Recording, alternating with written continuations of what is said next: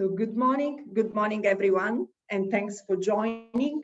I am Simonetta Saprio, and I'm proudly part of the team dedicated to healthcare and life science in PageGroup.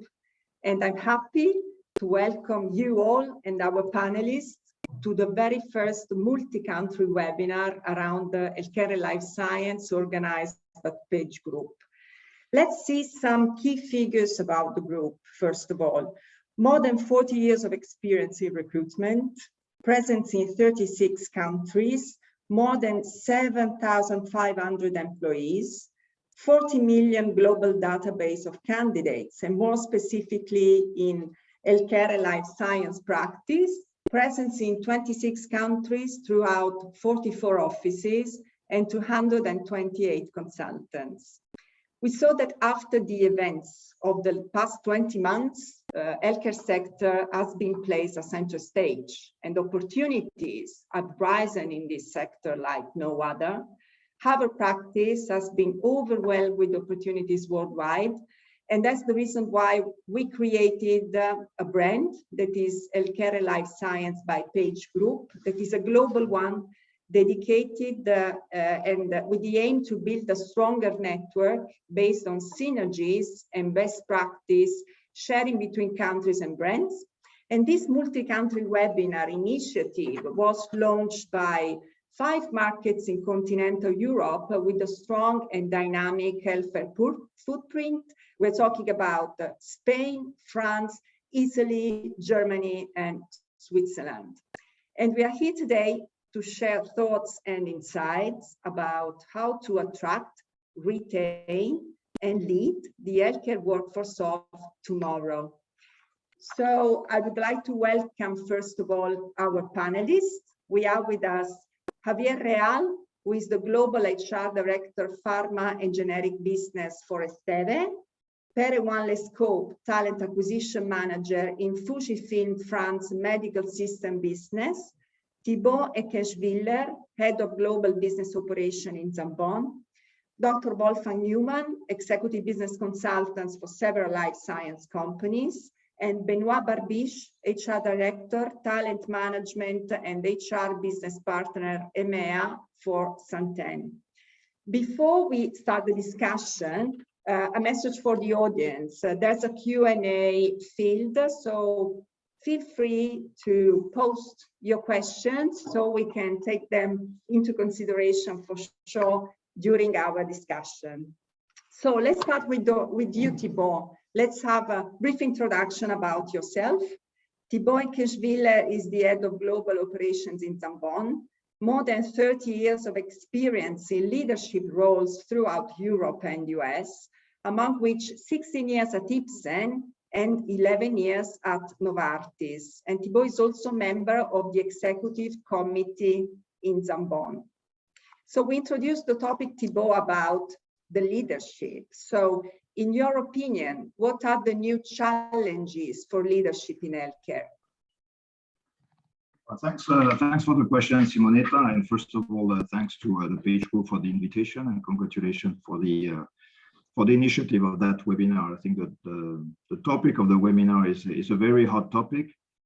And the question that you raise is essential for the future of our organization. It's really about leadership and management. Before we talk about talents, we need to talk about ourselves as leaders and managers. What is our role, and what is expected from us, and what are the changes that we need to operate in ourselves to face the various challenges and the challenges in relation to talents. And when it comes to management and leadership, there is obviously a generational issue, because usually you become manager at a certain age, and the higher you get, the older you get as well. So the generational issues are important, and related to that also any cultural issue with companies.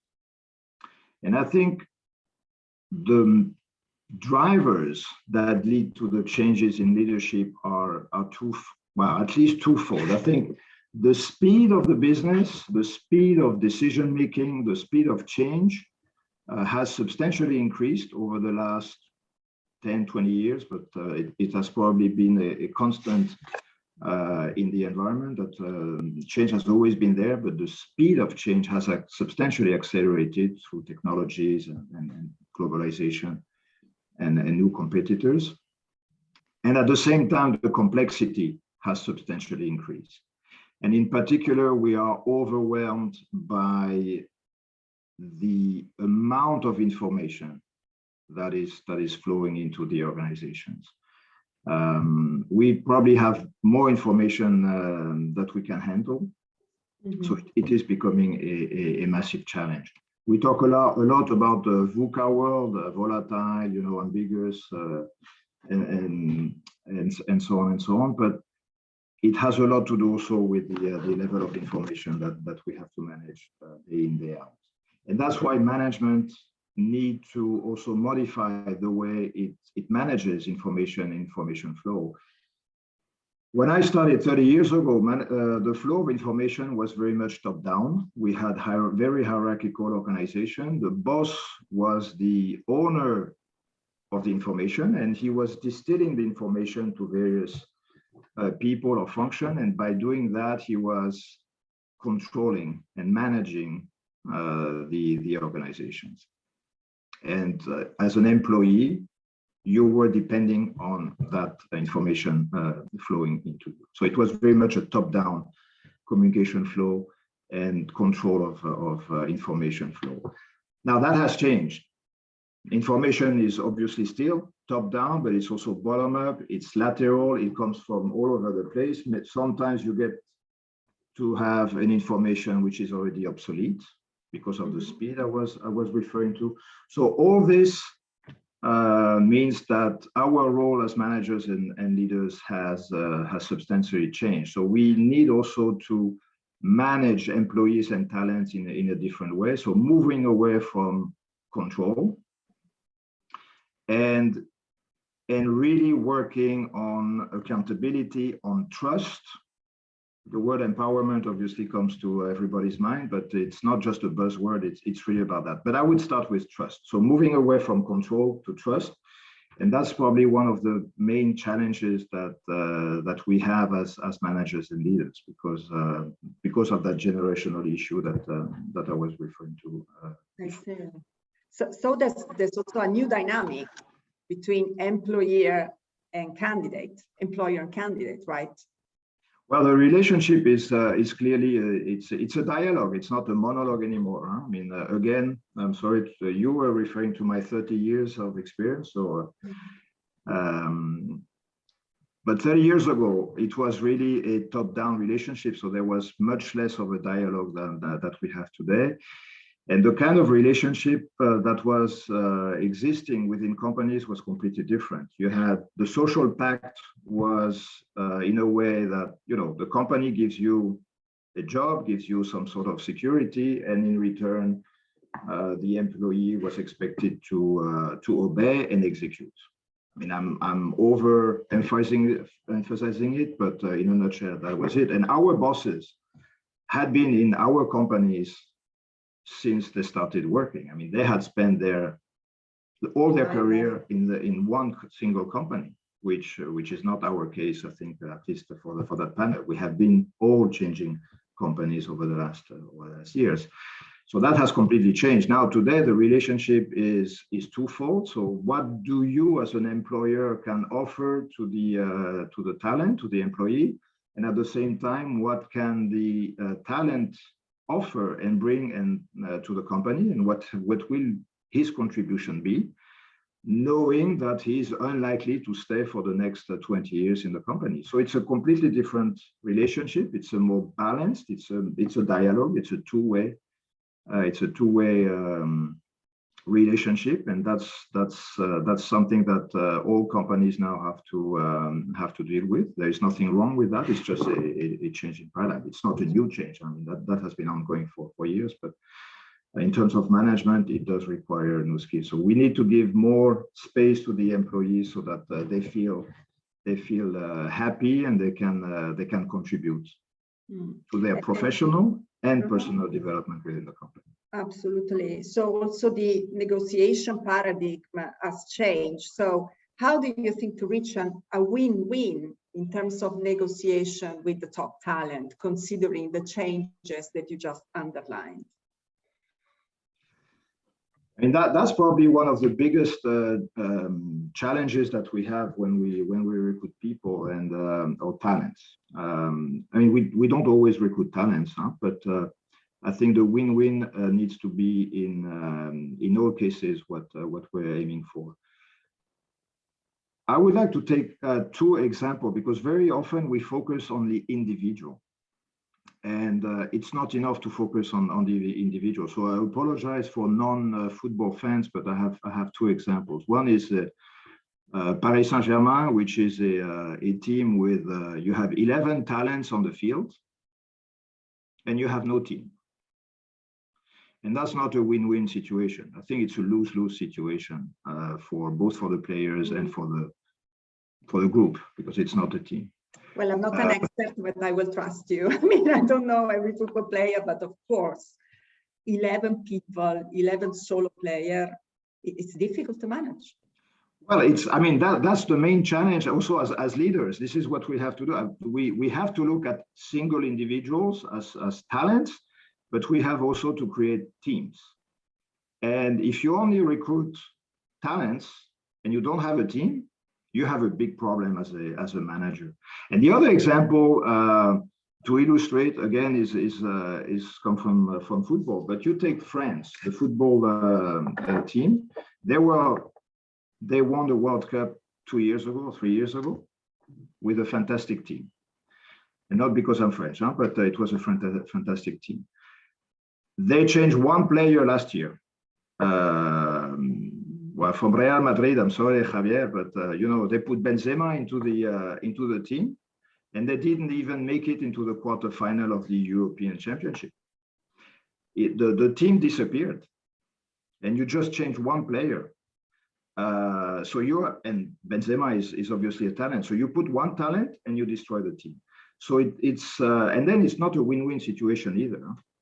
So win-win is really to identify the talents, but also always as managers to focus on the team. If you destroy the team with a talent, that's a lose-lose. So it has to be a talent, but you have to focus on the team. And to me, that's the only way to make a real win-win situation, both for the individual, for the team, hence for the company in the long run. Absolutely. Thank you so much, Thibaut. And of course, according to top talents and how to attract them, we should take into consideration also a new working model and also in terms of flexibility. And that's what we are going to discuss in a second with our second panelist, who is Benoit Barbiche. Benoit is the HR Director, Talent Management and HR Business Partner at EMEA for Santen. He has got more than 20 years of experience in HR in pharma and medtech companies like Galderma, Novartis, Medtronic, and Schering-Plough. So again, Benoit, thanks for joining. And so going back to what I just said about flexibility, how has flexibility challenged companies to attract talents, also in terms of a new working model, in your opinion? Sure. Thank you, Simonetta. Thank you again also from my side for organizing this event. I think it's really valuable. And to your question, actually flexibility is a hot topic as well, because what happened over the last 15, 18 months with hybrid or lockdowns and back to work and stop working from the office and go remote and so on, has drastically changed the way we look at flexibility. And it's probably just the beginning, actually. So we need to reinvent, in my view, the workplace. And also what this period has demonstrated is that everyone has adapted to what some of us call the new norm, the hybrid mode, working remotely. And by adapting, we have also showed that the collective performance in most cases has not decreased in our industry. So that's a big signal. And that's valid for office-based employees, I would like also to outline, because we have many sales forces and representatives meeting our stakeholders, that the field-based colleagues have also been impacted. And there were new ways of working to interact with healthcare professionals and all stakeholders. The congresses have gone virtual. We had to adapt to that new format. Digital in general is ramping up in all segments of our organizations, and these are actually high profile, high demand profiles. And the customer relationship management practice is also evolving. So the way we engage together inside the organization, the way we engage with our stakeholders outside the organization have changed. So from a flexibility point of view, what I tend to think, and I will take a parallel here from healthcare, we see more what we call personalized healthcare solutions with cell therapies nowadays. And using this parallel, I think we will see more of personalized workplace models in the next years. And the notion of office will certainly mean something very different, depending on the teams, depending on the business priorities. And we will progressively, I think, move away from the traditional office-based approach with more of hybrid models. Now, this said, we all know, working in human resources, that legislation will not evolve maybe at the same speed as what the reality is. And so that's something we need to take into account as well. But I can tell you, give you an example. We are recruiting for a position based in the Netherlands at the moment. And we meet candidates from across Europe. And many candidates ask if they can stay working from where they are today, meaning in their country, which is not the Netherlands. And they push us to think about that new model. So different concept of mobility, no? A different concept of mobility, different concept of also, the notion of workplace for me is kind of adjusting nowadays. What we have done at Santen recently is to launch what we call the new workplace framework, which is we recognize, actually, we acknowledge hybrid options for employees. And again, it depends on employee groups, legislation, and so on. But that's a shift that is happening. Absolutely. And what about diversity and inclusion? That is also strictly related to flexibility. Yes, well, so that's a very important topic, and I will reconnect with what Thibaut was just saying before around the team, the notion of team, and the new generations. The way I look at diversity, equity, and inclusion starts with I for me in English, but starts with I for inclusion. And without inclusion, we could not talk about diversity or equity in some aspects. And that's, I think, something that is critical in organizations to continue to promote, to continue to engage. Actually, everyone, all the colleagues are actually the advocates of inclusion, and are they all responsible to build actually also an organization or a culture where inclusion has a high place. And this is something that at Santen, in some aspects, we are also considering as we build what I call also an ecosystem around this new norm. So the ecosystem is not only the flexibility or the way we set up technology to support the new norm, but the ecosystem is also about the ways of working, and inclusion is very much part of that. So what we encourage our colleagues to do, and what we have set up actually thanks to technology here again, is actually to use a kind of a virtual coffee setup where everyone can have a chance to be matched with a colleague they would not know actually, or they may not have any chances to interact with. And this is global. So tomorrow, maybe I will be meeting a colleague in Korea, in Japan, in the United States, or in another country in Europe, someone I would have never maybe had a chance to talk to. And this gives an increased sense of being part of a collective team and increases the sense of inclusion. The sense of inclusion.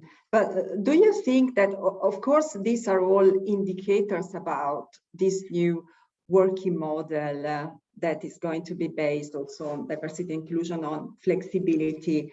But going back for a second to talents, do you think that flexibility is enough to win the war on talents?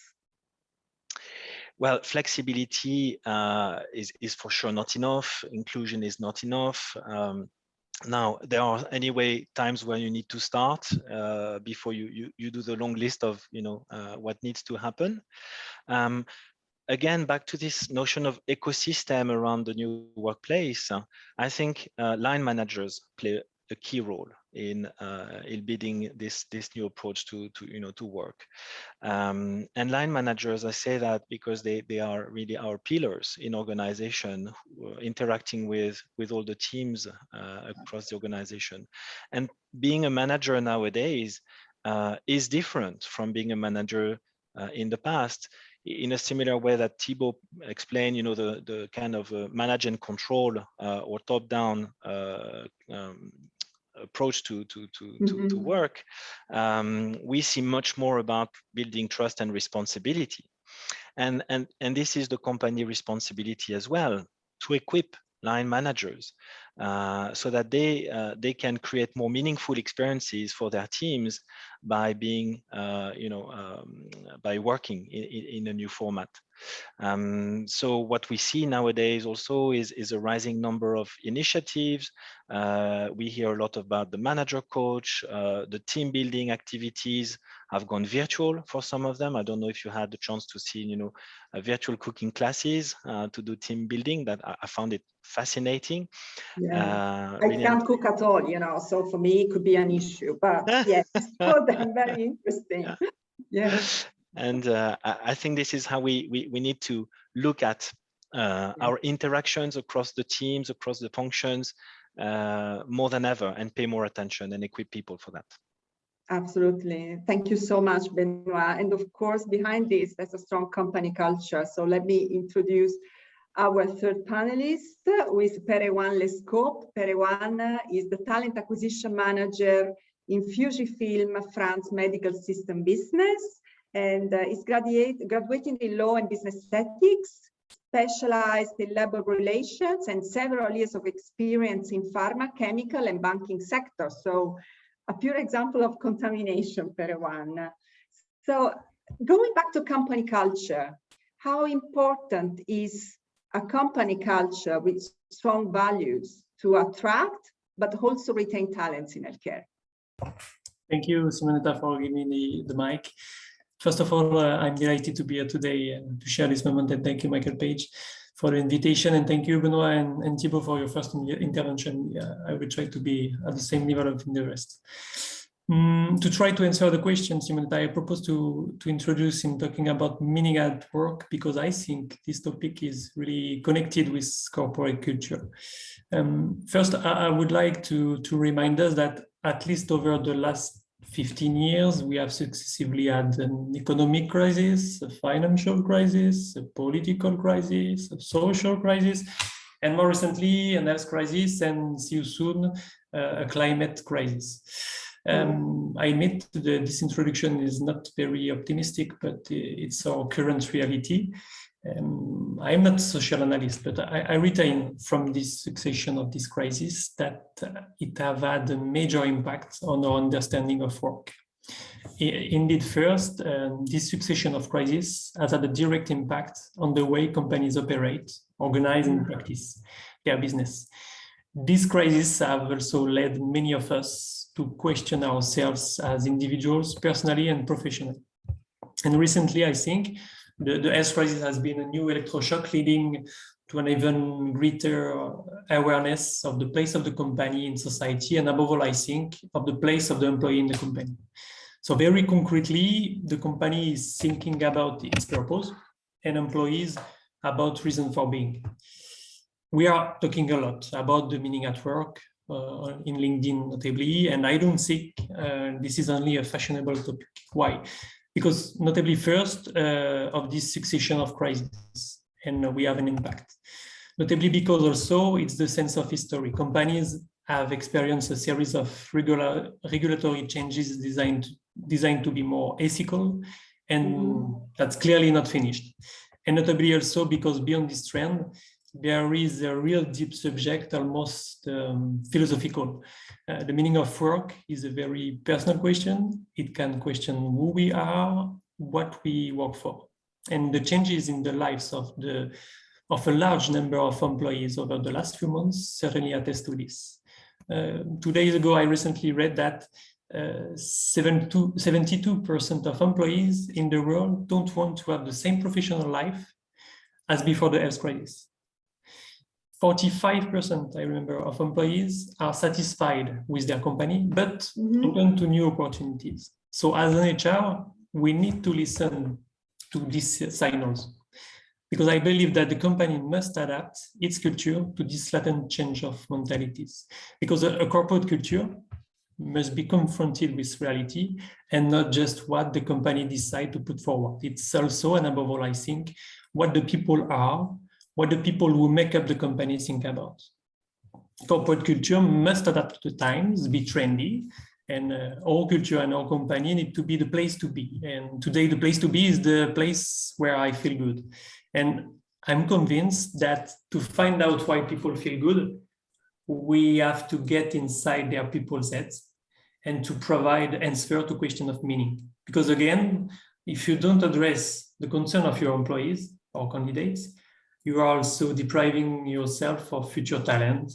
And in a competitive market like ours, healthcare, life science, in a market of expertise, innovation, growth with great competitors, it's essential to keep and to attract those who will make the difference, clearly. So concretely, for 3 years now at Fujifilm, we have been trying to listen more and to reverse the trend. Because as Thibaut said, we have moved from a top-down model to a more participative culture. And we did it because we have the opportunity to do it. We have had several departures for the company for various reasons, resignation, dismissal, that's the life. And we had the opportunity to reconstitute a work group, with the goal to be designed to be humanly and operationally efficient. And to do this, as Thibaut said, sorry, I have another football example. We did not choose to recruit like Paris Saint-Germain. It's also because it's too expensive. And above all, as Thibaut explained, it's certainly not the best choice to create a team. We have chosen the Italian model during the European Cup, build a team in choosing the right people, the right players around a common goal and players' expectations. And so do that, first we concretely heard people, heard employees, heard candidates. And globally, we noted that to retain the talents and to attract new talents, whole culture need to include different things. A competitive company that plays a role in its market and in society, an healthy working relationship with colleagues and managers, a positive and dynamic environment in terms of human and in terms of business, a balance with personal life, and midterm perspective collectively and individually in terms of development. So today, our internal culture had adapted to take these ingredients into account, because again, our ambition, like Italy, and after several defeats, sorry for Italia, was to create a real melting pot supporting performance. So how we did concretely, it's not exhausted and clearly not finished, because culture is permanent move during the times. We have first adapted and modernized our social package. Like Benoit explained, we developed different things in terms of hybrid system of working, such as remote work, for example, which is very flexible at Fujifilm. For instance, again, we integrated continuous improvement as a recurrent topic in all team meetings at all levels. We also have regular inter-team workshop to put oil in the link of the chain, because we are a team. We have greatly developed internal mobility, and we will give responsibility to employees who raise their hands to take new missions. And obviously, because we talk about talents, we have attracted new team members to add new skills and a fresh perspective. We call that Fujifilm new blood. And to recruit the good person, we are interested first in what the person fundamentally is his or her intrinsic human qualities. We don't always recruit people from the healthcare market, clearly not, quite the contrary, except for the expert jobs. But our sales guys, our best sales guys today come from the hotel industry, security, retail. And in reality, it's not their sector that matters to us. It's who they are, including their mindset, their ability to learn and understand quickly, effectively, their capacity to adapt themselves and be also credible with the team and the customers. So we pay attention to people who want to join healthcare. And if they have these qualities, they give it back to us, clearly. Other key of success, I think, was obviously the enhance of our company and products by blending its history, the present, the future, a sort of mix of DNA and strategical orientations. And sometimes also, I'm sensible on it, we need to come back to basics. It's to think about where you come from and why you do it. Indeed, when we organized the first employees meeting 3 years ago, and one of the first things that's come up when I try to enter candidates, I remind that we are fighting against cancer. Why? Because it's a part of our DNA and it makes sense. And also because I think it's easier to imagine working in a company that fights for patients, for health. Yeah. When you register an order on SAP or when you repair equipment. So this great purpose concerns all of us and as every link in the chain that work in the healthcare. And for employees who are looking for meaning in their actions, this counts a lot. So globally, in conclusion, what I try to explain today, it's clearly not a magic formula, and I don't pretend to think so. It worked for us because the teams were mature enough to do it. And it worked because the head of the company impulsed a change of culture and because the employees are there to the method. And we are involved in this transformation. Is a key of success, I think. And today, I think we are humanly and operationally better than 3 years ago. The company's culture and purpose was mixed with the meaning that the team's members were looking for. It's good point. And in concrete terms, because finally we are not just philanthropists, the turnover has increased in all our markets. Yeah, absolutely. Thank you so much. Thank you so much, everyone. And the purpose has a lot to do with healthcare because it's very strong. So before we go to our next panelist, there's a question coming from the audience, but because purpose goes along with sense of belonging. And so how, and it's a question for all of you, how do you create a sense of belonging to a company culture where you build a model, maybe you change a lot and you implement flexibility? So how do you create the sense of belonging? Let's start with Javier, maybe, and Wolfgang, and then we will talk to both of them later. Javier? We can't hear you, I'm afraid. Maybe you're in mute. Yes, I was in mute. Brilliant. Great. Hey, good morning, everyone. So, and thank you. It's a very interesting question, right? So let's start by saying that sense of belonging has a lot to do with being able to provide a meaningful project, right? And I'm not saying anything new, and it's absolutely aligned with what our colleagues were saying in their presentation.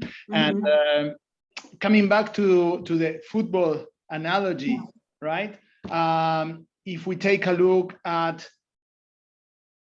Paris Saint-Germain today and Barca 5 years ago, right? Football Club Barcelona 5 years ago, I think the big difference you can see is that there was a meaningful project in Barcelona 5-10 years ago, right? In which all individuals were aligned towards reaching this project. So, for example, Messi was playing because he was really involved in winning everything he could with Barca. Now, in Paris Saint-Germain, he is trying to play as much as possible to reach the World Cup next year. Mbappé is there to reach Real Madrid one day. So, in coming back to the companies, what we need to provide is some meaningful project in which people can stop being executors of somebody else's ideas and become the actors of their own fate within the company, being able to leave a signature in what we do, right? So I think this is one of the main components of this sense of belonging, being able to provide this meaning that fosters passion in our people. Thank you so much. And there's also a lot of proactivity. Wolfgang, which is your idea about sense of belonging in this new market configuration? Thank you, Simonetta. That's a very interesting question. And good morning to all participants. I think there's, Javier's right, that's a lot about purpose. What can I do within the company? What can I drive there? But I think there's something more. The company has to be somehow be felt as something part of the life the persons want to live that work in that company. They have to be somewhere, we need to also think about this is somehow they need to feel at home what they're doing. Home means where they feel warmly with their heart that they are within this whole thing, that they can do things that they want to do, but it's also about relationship to others. I think if we don't find the relationship, that people don't build relationships, I think this is to work on something that interesting is not enough. It is, I want to do this in an environment where I can feel not only well in my work life, but also that I feel to work with people that I like to be around with. So we see much more that younger people are looking for something where the business life is coming much closer to their private life. They are interested in coming more together. Also, the company is a place where they meet also other needs than just doing their job. And I think that is absolutely key. We need to create a feeling of I'm at home at that company, and that home is an extended my real home kind of thing. So this is then I think where we can really build this. Can this all be done virtually? I don't know, but everything I hear from the younger ones is, I don't want to work all virtually. I want to meet people as well, and I want to be together with them because that's where I build my relationships. Social approach makes sense, and of course also the face of the company has a lot in terms of importance considering this, but we will discuss you about this shortly. Thank you so much, Wolfgang. Thibaut, what about the sense of belonging? Well, it's difficult to add something really new to what Javier and Wolfgang have just said, but I think we are lucky. We all work in the healthcare industry, and I think it's a privilege to work in that industry. We have the privilege to wake up in the morning and go and work to make to improve lives, to prolong lives, sometimes to save lives. And I think there is no higher purpose than this. I mean, if I take my company at Zambon, we are embarking into a transformation. We have 2 clinical programs in 2 severe respiratory diseases with the potential to substantially modify the disease paradigm and potentially to save lives. I mean, and we're paid for this. I mean, there is no higher purpose than this. And I think it's a fantastic, when you talk about employer branding and so on, very clearly, we are competing among each other in the healthcare sector. But when you tell a story to young people, to young talent, where would you like to go? You know, would you prefer to work in the tobacco industry or in the healthcare industry? I mean, it's your choice, huh? But we have the highest purpose possible to improve lives and save lives. Absolutely. Thank you so much. I would like to go back to Benoit with a comment that is coming from the audience, and it's, what about transparency about career pathways and sense of justice, about how employees are treated about everything, so salary, workload, etc. In my opinion and experience, this is the most important to develop sense of belonging. So sense of belonging goes with transparency. Benoit. Yes, it goes with transparency. It also goes with responsibility. So the rules of the game have to be clear. That's what it is. And so when I was talking about, you know, our new work style at Santen, what we really talk about as well is to have meaningful interactions. So meaningful interactions don't say we need to be meeting in person, face to face all the time. It means that the moment you have interactions with your colleagues, the setup should be allowing you to have to maximize the moment. Yeah,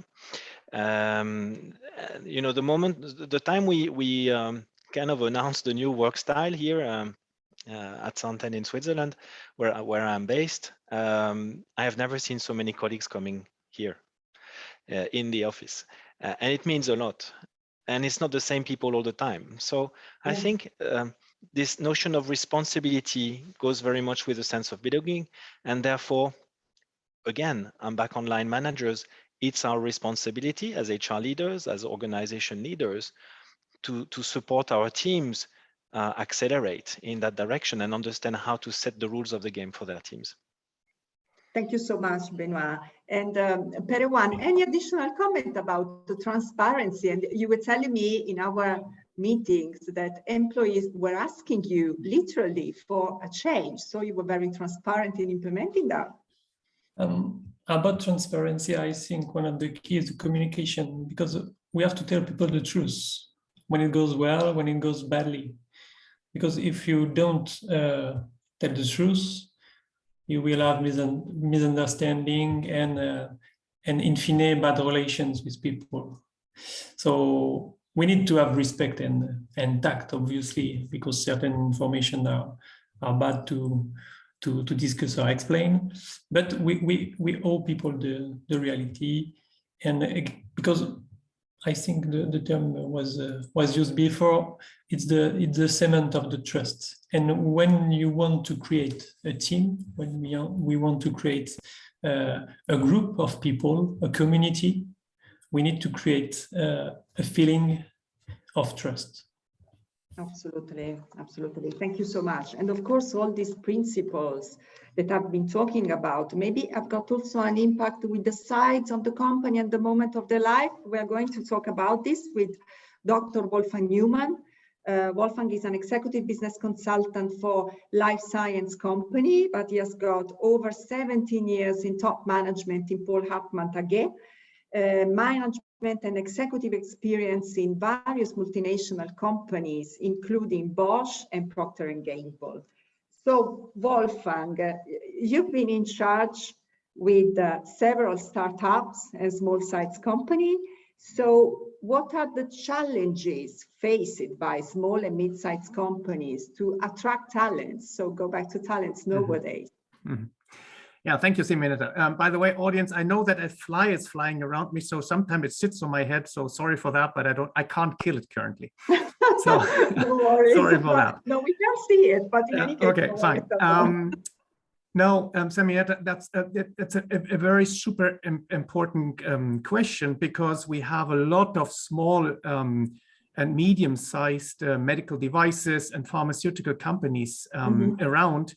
And I would want to give this question, I would have to structure it in 3 parts. What does it mean? Where do we find talents? What do they expect?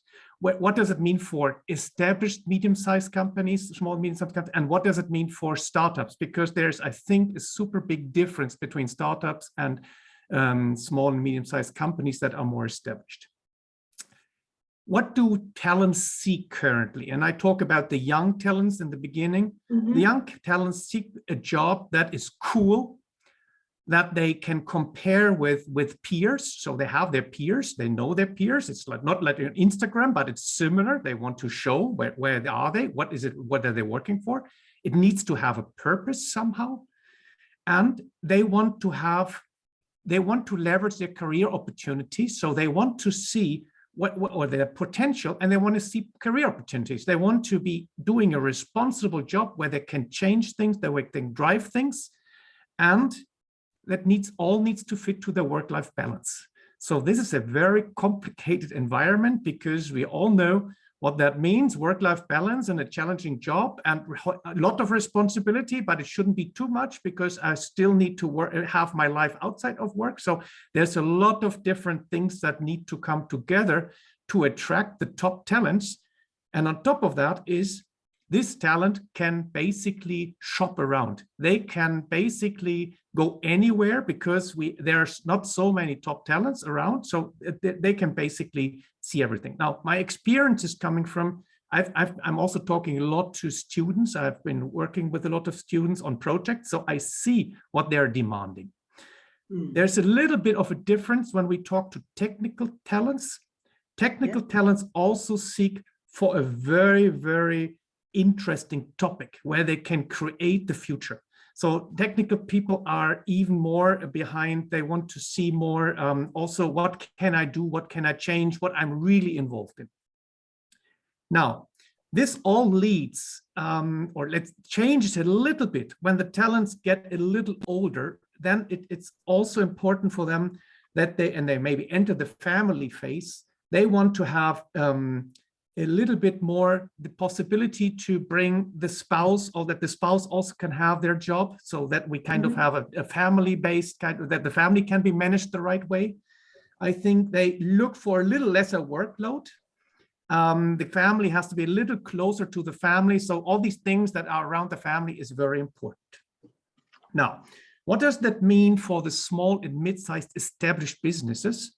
Some of them even not being so cool as they could be because they are sitting on established product portfolios that have been in the market a long time. And we all know that not all companies in our business in healthcare are working on the coolest stuff that is completely new. We all have a lot of assortments normally that are very established, and they also need to be further developed. So we are missing a little bit the coolness, and we find very often patriarchal kind of structures. So where the founder or the family is somehow still taking a very strong lead on the company. So there is a lot of execution power in the company, but very little leaders inside of the company. Now, this is and that means also the participation level for a talent who seeks to take responsibility sometimes is limited. So in the end, these companies, if they want to attract real talent that is able to drive into the future, and where the leaders maybe have to give up, they realize already that they cannot do it all by themselves, to attract talent here, the structures have to change. The way how things are done in the company are more, the family style still should stay, but I think very important is that we come more to a participation style, that others can basically, the talents can help to drive the company. They are more part of the decision-making process, can take real responsibility, not just for execution. And that means this has to change so smaller companies stay attractive also for talent. Now, will the small companies attract the established companies? Will they attract the top talent? I don't think so. The top talent will not come. But as my pre-speakers have said, it's not all about getting the top talent on board. It's about forming the right team. Yeah, and we have seen that in soccer. We have stressed this now a lot of times. But we know that money is not shooting any goals. Yeah? So this is that's so we need to form these teams as we have already heard. And that means the companies, the smaller ones, need to find a way of how they can work with this talent that they can attract, how they can build on this, how they can retain it, because that's a big challenge as well, retaining it, because we have not so many career opportunities. So what can we do to foster career in a sense of that people say, okay, I might not make the last career step, but I can live my life here in a much better way. I can feel much more at home. I can feel it makes a lot of sense to work here. I have a lot of responsibilities, and I also can develop into new fields, for example. So, but this means also that this has to be by the management has to be, or the leadership team, that they really need to work on this, and they need to take people serious and look for the opportunities. So this is it's a very active process. Let me quickly switch over to startups. I think startups is a completely different animal. Startups have likely, they are cool in the sense of themselves. Yeah? If they have a good purpose, they're cool. The young talents want to work in startups. I have had a lot of interesting discussions with top talents from top universities over the last months, where they say, either I go to McKinsey, Boston, Bain, or I go to a startup. And I said, what is this for a choice? Why are you thinking like this? Yeah, because startup is cool. I'm not earning a lot of money there, but I have a lot of responsibility. I can really do whatever, and I can build everything out of myself. So I have something in my hand. And I love this atmosphere. They have not only coffee and things like this. They have a lot of other things that people really enjoy, and young talents really enjoy. And this is, I think, for me, it's really striking. We have Boston Consulting, McKinsey on the one side, and startups that basically don't pay anything other than some shares on the other side as the alternative, and they don't even think of going into healthcare industry, not the big ones, not the small ones. And I think what we see here is they live for this atmosphere of driving something significant and being part of a journey. And I think this is something we should implement also in the smaller SMEs, the smaller established SMEs. So a little startup atmosphere will help to also attract talent. Absolutely. Thank you so much, Wolfgang. And there's a comment coming from the audience that is very coherent with what you just said. And it's related to new skill and career development. And we will also discuss with Javier shortly about this. And the audience says, how are you thinking about new skills and career development at the different career stages, especially I would say in startup and mid-sized company, where the impact of innovation, digital and new platform solutions, of course, it's important on a certain level for every company, but especially in that kind of size, are you thinking about a new skill and career development to better adjust people to the specific startup and mid-sized companies context? Mm-hmm. I think what the biggest challenge of a small and mid-sized companies is, and that's different versus startups. Normally they have a quite established organization, and all these fields somehow, all the positions are somehow taken. Yeah. In a startup, it's very simple. You grab what is there, you build your own knowledge by visiting whatever, and you go to the internet. You drive things by learning yourself, and you just grab also positions that are not which are not filled. You grow into this. I think in smaller and medium-sized companies, I see very often that we have quite established organizational structures, like in big companies, and people are also fighting about, hey, don't get into my area, don't do this. So I think what we need to do here is we need to understand that maybe people from another part of an organization can do a better, let's say, are different and have ideas also in my organization, so I can really build their know-how in. So we need to be able to be more flexible and also shifting people inside of the company, sharing knowledge more broadly, and not just saying, I'm the marketing guy, you don't tell me anything about marketing, you don't know anything. But if we have maybe a guy coming from materials management who is very good with IT systems, understanding them very well, he might be the right guy in understanding of how to drive marketing also in front with the digitalization. Or if we have a controller who is really good in understanding processes, he might be the right guy explaining to the customer why a new product he will have a super big benefit on this with this new product on saving money in his hospital. Yeah, so why not using this potential, because a salesperson often is not really in this process and explaining it very in detail. So I think we need to learn also in the small size companies, but the same for the big ones. Take people from one area, put them in another one, get a fresh view on this thing, but don't lose what they have already learned in the company. I think this is a very big, we have these assets, but we need to play with them a little bit more. Yeah, thank you so much. So true. Thibaut, I think you have a comment on this also. I mean, on skills, it's really interesting because just yesterday I received the list of the top 10 skills that we need to have by 2025. And I always find that funny because it looks like a recipe, and I don't believe in those recipes.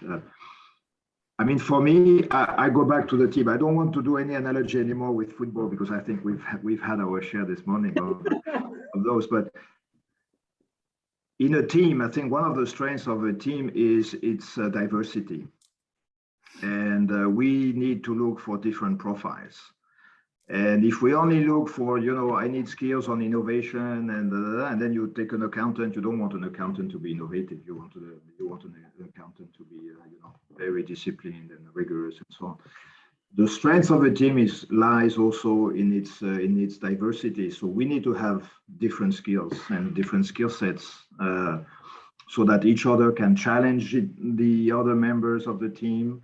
That everybody can benefit from the strength of someone, and that the weakness of someone, or less strong point of someone, contributes to having discussions around the different topics within the team. I think that's for me very, very important. Having said that, for me there are two things that I'm looking for when I talk to people. It's their attitude. Do they have the right attitude? Because that's key. And I think Wolfgang will allude to one of those points later on, and curiosity. I mean, that's part of the attitude. But, absolutely. I'm not so much into what are the skills, because it very much depends on. But now we're going to discuss about this topic with Javier Real, who is the global. Thank you so much, Thibaut. Can I just quickly comment on? I would like to quickly comment on that, Thibaut. I almost agree with everything that you say. But the biggest difference is an accountant also has to be innovative. This is not true. We need this ambition and passion for people to change things. And also an accountant needs to find better ways of doing this accountancy and to drive productivity, because we all sit in the same boat in healthcare. We have budgets that are restricted. We need to drive savings, and we need this innovation. And we also need the accountant to say, I know something that I can bring into our business, and that's even productivity or maybe something with products. So just a quick one. This is fair. I was more relating to compliance thing and so on, but your point is very well taken. Absolutely. Thanks a lot. So going back to skills and profiles, we will discuss in a minute with Javier Real, who is the Global HR Director, Pharma and Generic Business in Esteve. He has got over 20 years of experience in HR within multinational companies, not only in healthcare, and he has been working in Esteve since 2017. So welcome again, Javier. And you told me about your company changing, but you will talk about this to us in a second. My question is, going back to skills, what are the main skills and profile wanted in healthcare, also considering the change of organizations? Thank you very much, Simonetta. And let me start by thanking Michael Page and you for this great opportunity to share this virtual table that allow us to share ideas with my colleagues and with the audience without wearing a mask, right? Perfect in these COVID times. So let me start by saying that, the saying, if you want to be universal, you can always start by describing your village, right? So I would like to build on the description of the evolving and challenging environment of healthcare that my colleagues described, right? And that I share. And I like to use Estebe's example to answer your question, right?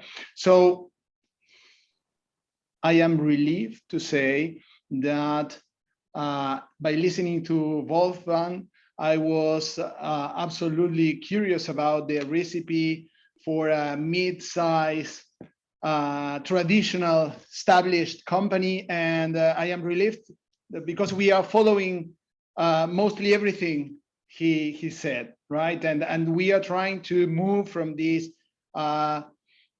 patriarchal kind of company to this 100-year-old startup model, right? So Estebe, for those who don't know, Estebe is a mid-sized Spanish Catalan family-owned company, pharmaceutical company, right? That has gone through all the list of crises that Perewan described before, and we need to add now the crisis of Football Club Barcelona, who is hitting us big time because we are based here and we are really feeling bad about Barca. So in the past years, and mainly forced by the dynamics of the healthcare industry, Estebe had to undergo a huge change, right? Starting by the strategy of the company, the business model, and as a consequence, the organization and the culture attached to that, right? So on the let's say strategic and business model, we are moving towards a more focused and more specialized, narrowed business model, right?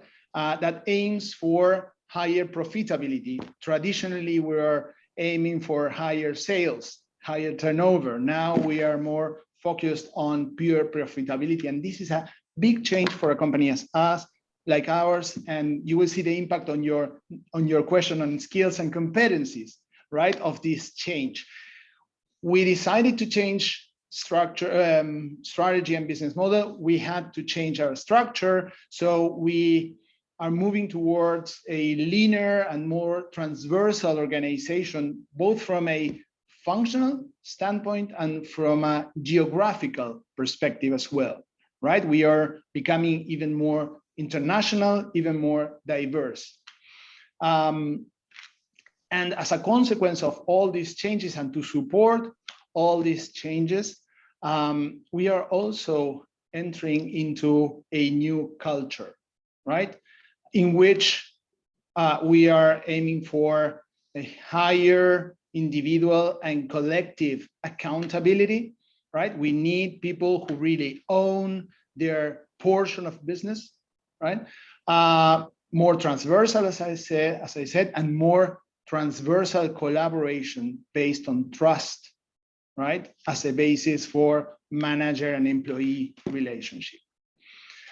To all this complexity, even taking into account the Football Club Barcelona crisis, the COVID add a new layer of complexity that accelerated some of operational and cultural changes that we had started, right? COVID had a big impact, of course, in pharma business for many reasons. In our case, has two main drivers, right? On one side, we have to find the right balance between face-to-face interaction with our customers and virtual interaction with our customers in a moment in which our customers are shifting in terms of generation.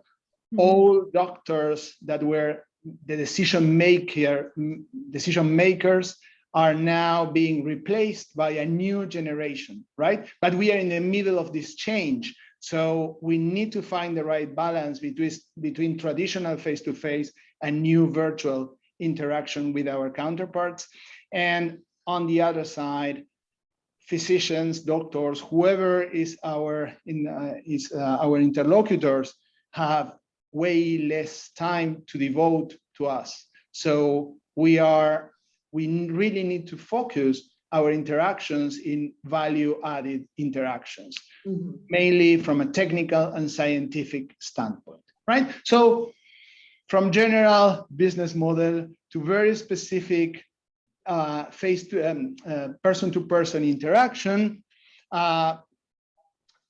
we are updating the set of competencies and skills that we are identifying as the most important ones for us and the new ones in the industry, if you may. So specifically to your question, the new competencies we are identifying, right, first is the ability to collaborate transversally, right? And to what my colleagues were discussing exactly before I started my intervention, what we are looking for are those that have a solid technical knowledge, but also a mindset of collaboration. And this open mind that allows them to participate in topics that are not directly linked to their area of expertise, and that allow others to jump into their own area of expertise to add some new perspectives, right? So this openness to collaborate transversally is key. Is the key And not point. also on a technical perspective, also from a cultural perspective, right? Diversity right now in our industry, in our companies, and mainly in the kind of companies we are in Esteve, is increasing radically, right? So we are also learning how to deal with different cultural traits, not only from national perspective, but personal orientation perspectives as well, right? So we all need to take the best out of the different ways of understanding the world and the business. So this is one. Another one is we need fast learners, right? And adaptable people, right? We have to have this profile. We need to identify those profiles that are able to use experience as a framework to discover new solutions to new problems, instead of using experience as a library in which to the same situation I choose an already proven solution, right? So we need these fast learners and adaptable people. We need self-started people, right? In these smaller, leaner, transversal kind of startups company, what we need is people who are not waiting for managers to identify the right task, the right project to assign to them, but the other way around. We need those that identify a need and go for that and propose themselves to tackle that need, right? Yeah, absolutely.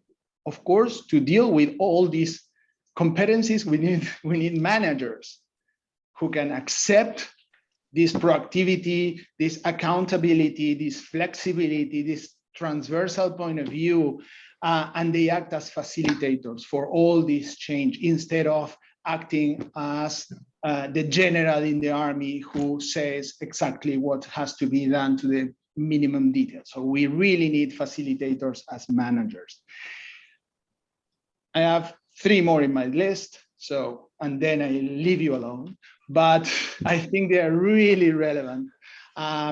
We also need people who are continuously adapted and trained in the latest technical and scientific news in the industry, right? Because we need those transversal minded people, but they have to know, we all have to know that our first, let's say, input to the discussion is going to be our own central technical knowledge, right? To more, let's say, wider kind of stuff, which is digitally, virtually savvy kind of people to cope with this challenge of finding the right balance between face-to-face and virtual, and know how to use the tools, the right tools in the right moment, right? And last but not least, we need networkers, right? Benoit was speaking about meaningful interactions in the company. We need people who understand that their role in the company is to act as a node in a web of conversations, and they really need to collaborate in introducing value into these meaningful interactions. We need people who build networks and know how to use and add value in those networks. Okay, thank you so much, Javier. And there's a really also much to do with contamination. Also, a consideration to share to all of you. Maybe do you think that in healthcare we could have more people from other market segments? Of course, I mean, apart from very, very technical and specific areas, do you think it's time to contaminate a bit more? I'm happy to take that. Yes, yeah. And I would say definitely yes. There is a, as a kind of a regrouping what we're saying here and with Javier's recent comments, there's a say in recruitment, which is hire for behaviors and train for skills. So if we think about building diverse teams, then it means also that we need to think out of the box and therefore welcome, invite, I don't know, attract more talents from other industries, where I know from experience here also at Zanten that the added value of people who are not from the pharmaceutical or life sciences industry is very high, because they have a fresh look, and not only in digital, because we know this is a high impact on digital, but also in other areas. If you allow me not a last comment, but a comment, I would like to reconnect the question I had earlier, the sense of belonging, flexibility, and career path. And as we are describing here the future of the workplace tomorrow, I think the career path will increasingly be co-created with employees. So it's not anymore about the top-down approach that the company says you do, junior, manager, senior. Yeah. Exactly. And this is how we will offer more meaningful experiences to all employees, which I think is what people are looking for. And in a global world, if we think about working virtually increasingly, actually what all employees expect is to build their experiences, to grow their skills, and become meaningful candidates for future opportunities internally or somewhere else, because the world is much bigger being virtual. Absolutely. Thank you, Benoit. Wolfgang, you had a comment on this? Yeah, I think I just wanted to comment, do we need to take people from other industries? I say definitely yes. But I have made my experience with this, and I think Benoit just explained it very good, and also Javier. It has to do with attitude. Because if we get people that kind of want to stay where they are and they don't grow into our industry and they just keep their behavior and so on, I think I've seen a lot of people fail. Because we have a regulated industry, and if people don't accept this is just ending up in a mess. Yeah, and if they always want to go beyond something, but the beyond something has a boundary, then we have trouble. But nevertheless, I think yes, we need them. We need them, as Javier described them, as self-starters. We need them as with high conviction, high passion, and also with this sense of I want to learn how this industry works and what is needed and what is not needed. And then they can bring a lot of fresh air. But if they don't want to learn this, I think we will see very often that they fail. Yeah, because this industry has a certain complexity that other industries don't have. And I have hired people that were good coming from the car industry that also has their regulations. But I also have seen people completely fail on this, because they always try to transform what they learned in car industry into the healthcare industry, and that absolutely did not work. Yes, and also you, Perewan, just told us in your presentation that you began also to hire in some areas people who are not coming from healthcare. Yes, clearly, and I totally agree with the answer of my colleagues today. I come from bank, So I can't answer the inverse. So concretely in internal, this is one of the key of success. And more concretely, the first sales guy in my company come from hotellery. Mm-hmm.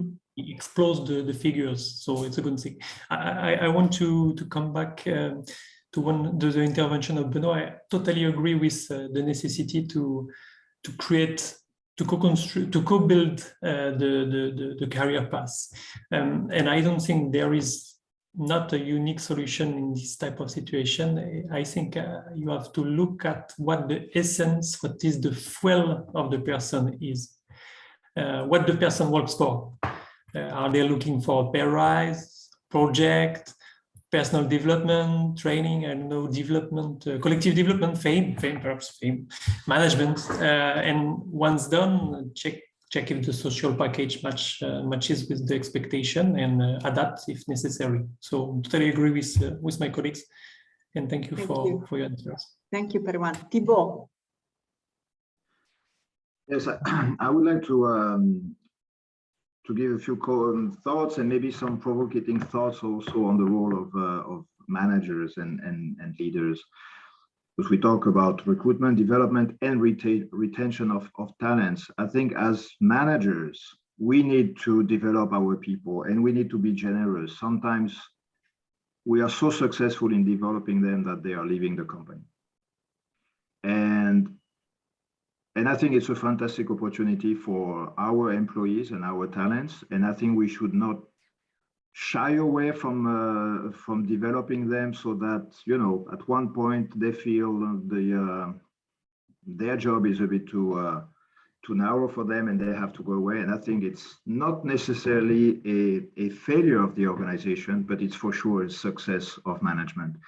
And I think we should be very well aware of that. Sometimes we don't retain, but still it is a success because we develop, and that's our role as managers. Absolutely, thank you so much. Wolfgang, you were telling maybe something? No. No, I just wanted to say Thibault is completely right. Especially also on smaller companies. I think they should not shy away that people stay for 4 years and then leave. If they do a fantastic job within 4 years, that's the way of maybe also the talents that we need, that sometimes we have to accept that they leave again. We try to retain them, but not everybody will retain. But somebody who has done a job super good in 4 years is very valuable and has driven the company also in a new direction. Absolutely. So let's look ahead, okay? We were talking about talents, how to attract them, how to retain them. So in your opinion, and it's a question for all of you, what must be stopped and what must be continued or started to attract and retain talent in this particular context, in this particular new era? So what is no longer working and what is working too? Who wants to start? Javier? Yes, thank you very much. So I think the answer has a lot to do with the previous discussion, right? I think that I'm new to the company, right? To the industry. I've been in different industries for 15, 16 years in my professional life, and then 4 years here. And what I found when I joined, it was this kind of endogamic, conservative point of view, which is true. It's absolutely linked to a highly regulated industry. At the same time, the conviction that there was nothing to be changed was coming because of this self-fulfilling circle, right? I think one thing we have to stop is keep on believing that there's nothing new under the sun for the healthcare industry. We really need to bring people in from different industries, and building on this, that you hire for behavior and then you train the skills. Then if the mindset is the right one, then everybody can learn the regulated environment. If you are open for this learning, if you are coming to impose the rules of tennis when you are playing football, then you are doomed, right? So I think this is part of the thing we have to really stop if we want to keep on pushing forward the healthcare industry towards a more, let's say, interesting. Then what we can keep on doing is building on this passion that you only find in healthcare industry because you're dealing with people's lives, right? You are dealing with improving quality of living, enlarging time of living, right? So this message is absolutely powerful, and you really don't find it anywhere else. So keep on building our meaningful projects within the industry around this concept of improving lives is something we really have to keep on doing if we want to have our teams engaged. Absolutely. Thank you so much. Benoit. Sure. Well, to Javier's point, I think we need to further explain, and make ourselves available to other industries, candidates, what it is about to work in the healthcare industry. What I mean by that is not just about the employer value proposition as a company, but it is more the industry value proposition.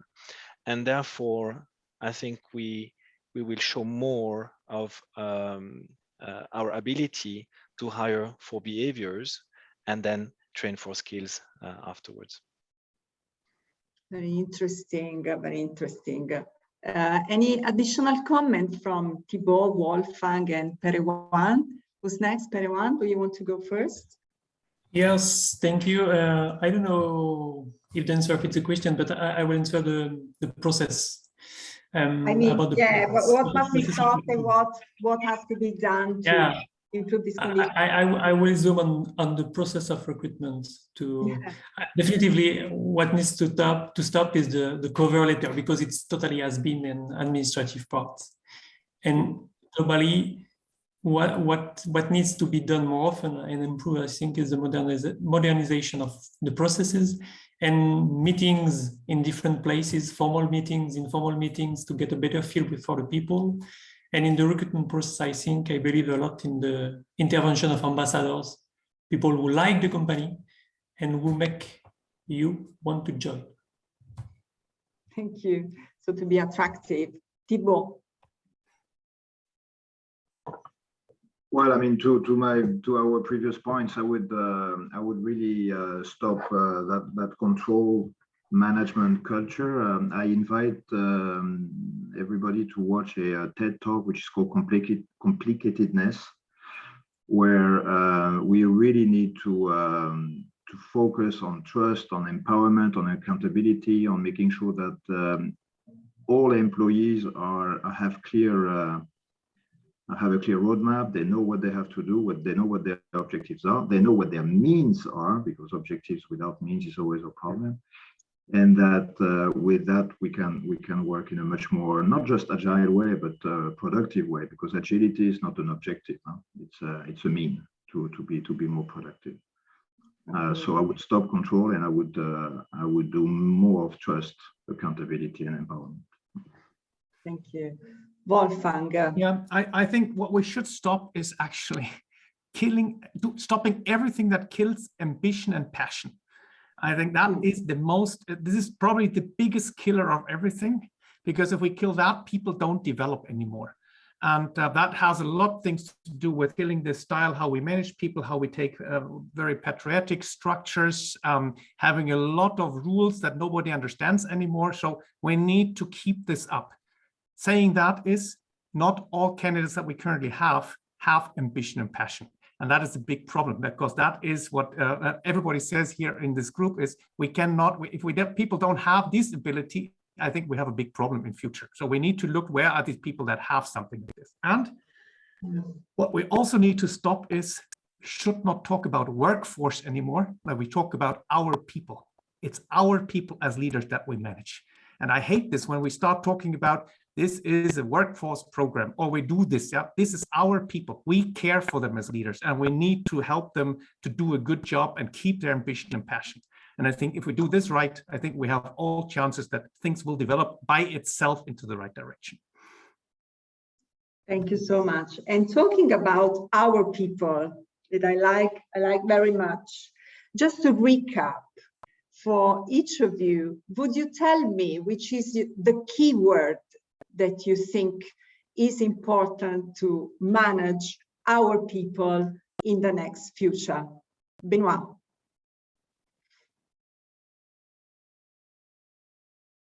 Unmute myself, thank you.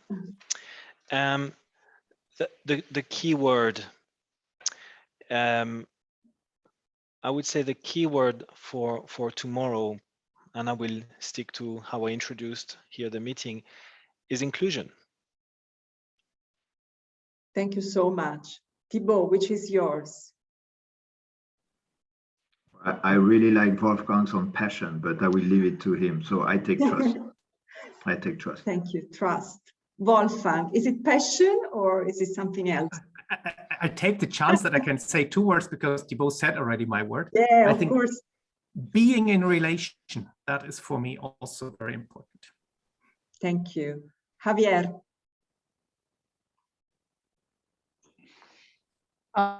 So taking away passion, I think the word is collaboration. Collaboration. Thank you. Perewan. I will use a big word, human, in its various dimensions, I think. Thank you so much. Human, like it so much. So time is running.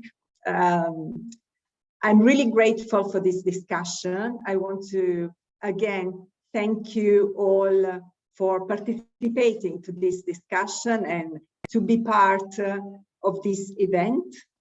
And we will hopefully repeat it soon with other topics. And so thanks again to all the audience and to all of our panelists for participating, and stay tuned for future discussions with PageGroup. Thank you so much. Have a nice day ahead. Bye. Ciao. Bye. Arrivederci. Thank you very much. Have a nice day. Bye-bye. Thank you very much. Bye. Bye-bye. Bye-bye. Bye-bye.